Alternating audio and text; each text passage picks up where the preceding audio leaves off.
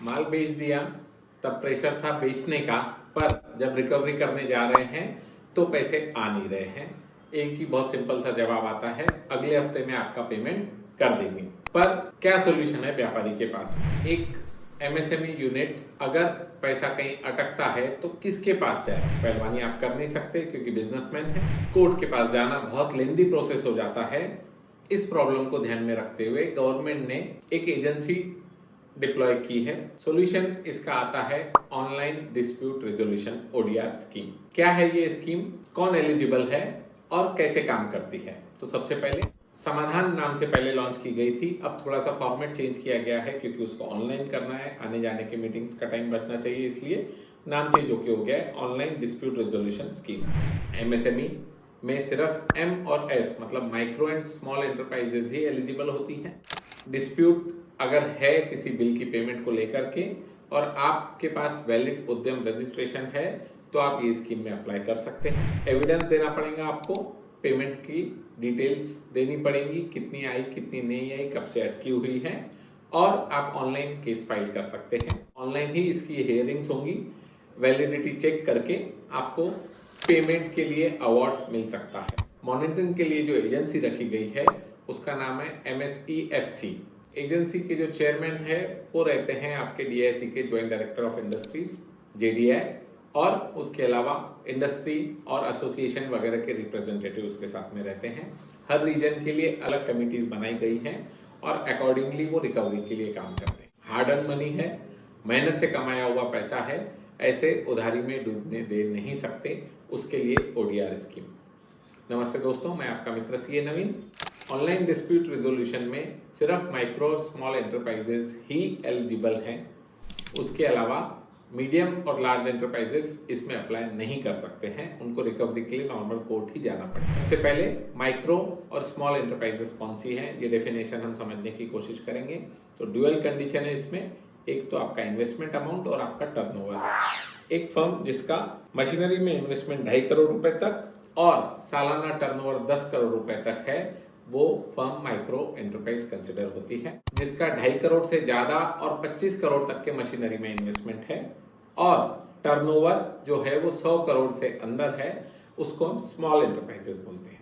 उद्यम रजिस्ट्रेशन आपका ये रिफ्लेक्ट कर देता है, तो अकॉर्डिंगली अपडेटेड उद्यम आप एप्लीकेशन के साथ सबमिट करेंगे तो ज़्यादा अच्छा रहेगा।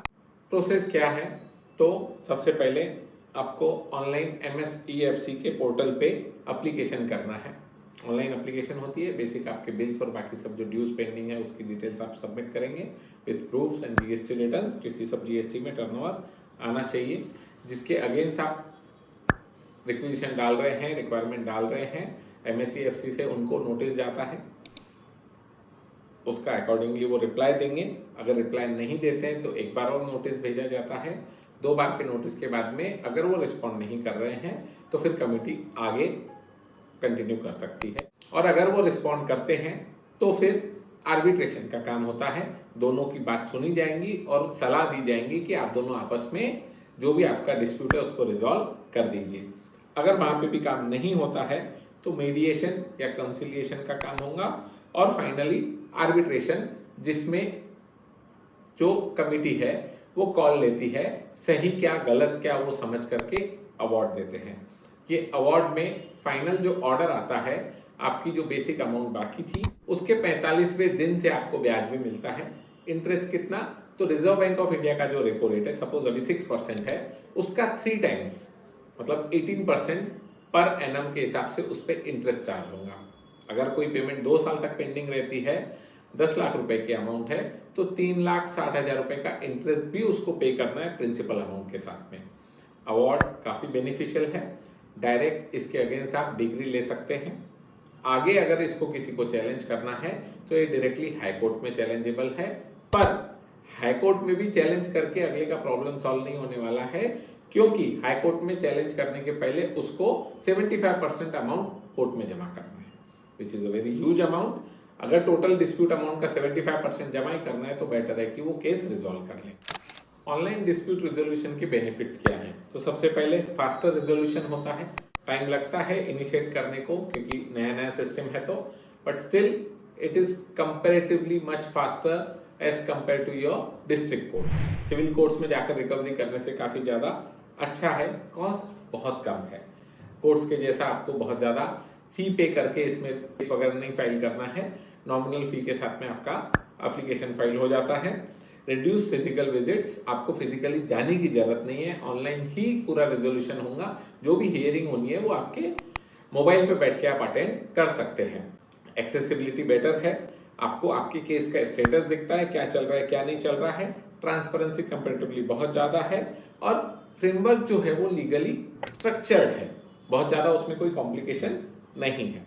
मेरा पैसा है, मेहनत का पैसा है, ऐसे जाने नहीं दे सकते। और पैसा सिर्फ जाने देने की बात नहीं है, अगर डिले भी हो रहा है तो मेरा बाकी का कैश फ्लो पूरा ब्लॉक हो जाता है।